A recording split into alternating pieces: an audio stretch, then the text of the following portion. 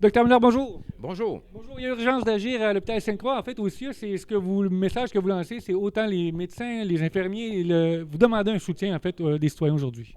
Bien, en fait, on demande un soutien des citoyens parce que nous, le milieu médical, ça fait quand même plus de 10 ans, 12 ans maintenant, qu'on décrit une situation passablement difficile à l'hôpital concernant la structure même de l'hôpital, le bâtiment même, les locaux, les corridors. Et ça fait plus de 12 ans que les personnes sont avisées comme quoi on est en difficulté et que 12 ans plus tard, il n'y a strictement rien qui est fait et on pense que la pression citoyenne va probablement faire basculer la balance du bon côté pour avoir une oreille attentive des autorités compétentes et les décideurs.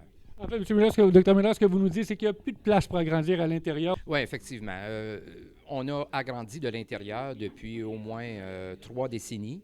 Ça fait 3 décennies qu'on essaie de trouver des solutions aux difficultés grandissantes. Difficultés grandissantes parce que la technologie avance. On a de nouveaux appareils, on a de nouveaux services qui sont offerts. La population augmente à vue d'œil aussi. Donc, actuellement, l'agrandissement par en dedans est complet. On ne peut plus faire plus que ce qui a été fait là. On est conscient des coûts d'un nouvel hôpital, on est conscient de tout ça, mais la seule solution qui, à notre avis, doit être mise de l'avant, c'est un hôpital neuf. En fait, ce qu'on peut dire, c'est qu'on a des problèmes de personnel un peu comme partout ailleurs au Québec. Ça, on ne fait pas exception à ça ici à Drummondville.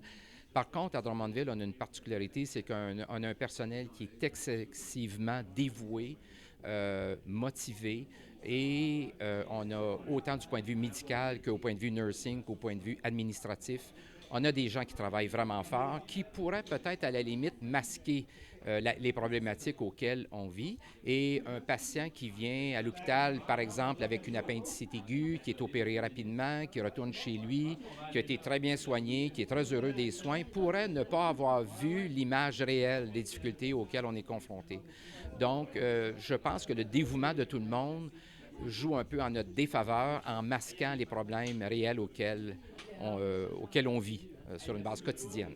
Une pétition est lancée et mise de l'avant. En fait, vous invitez donc les gens à soutenir, en fait, cette demande-là. Ouais, on est convaincu que le milieu politique est très sensible aux pressions de la population, probablement beaucoup plus que les pressions que le milieu médical peut mettre de l'avant.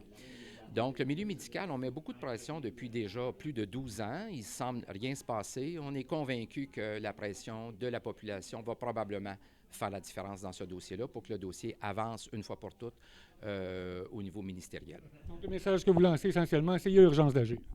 Il y a vraiment urgence d'agir parce qu'on sait très bien qu'un hôpital, ça ne se construit pas en 2 ans. Ça prend peut-être entre 5 et 10 ans si tout le monde veut mettre l'épaule à la roue. Dans 5 à 10 ans d'ici, la population est encore plus grande, les besoins sont encore plus criants, les difficultés vont être encore plus complexes à tenter de résoudre. Donc, oui, sur ce plan-là, 5 à 10 ans, il y a urgence d'agir.